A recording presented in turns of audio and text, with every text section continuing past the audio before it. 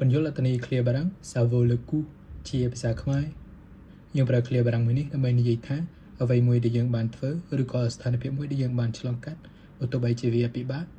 ទាមទារការខិតខំប្រឹងប្រែងច្រើនពេលវេលាច្រើនឬក៏ការបណ្ដាក់ទុនទាំងផ្លូវកាយទាំងផ្លូវចិត្តឬក៏ផ្នែកហិរញ្ញវត្ថុច្រើនក៏ដោយតែលទ្ធផលដែលយើងទទួលបានពីវាឬក៏ផលប្រយោជន៍ដែលយើងទទួលបានពីវាគឺស័ក្តិសមទៅនឹងការខិតខំប្រឹងប្រែងពេលវេលាឬក៏ការបណ្ដាក់ទុនទាំងនោះដែលធ្វើយើងមានអារម្មណ៍ពេញចិត្តនឹងវាហើយមានអារម្មណ៍ថាមានស្ដាយក្រោយ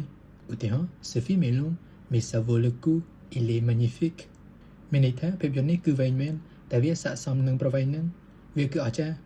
ប្រយោគនេះចង់មានន័យថាបើទោះបីជាភាពយន្តនឹងវាមានរយៈពេលវែងក៏ដោយប៉ុន្តែវាគឺស័ក្តិសមនឹងការមើលរយៈពេលយូរនឹងដែរន័យថាយើងអត់ស្ដាយក្រោយបើទោះបីយើងត្រូវមើលវាក្នុងរយៈពេលយូរក៏ដោយដោយសារវាគឺល្អមើលខ្លាំងឬក៏អស្ចារ្យខ្លាំងឧទាហរណ៍មួយទៀត Ce restaurant est cher mais ça vaut le coup la qualité est exceptionnelle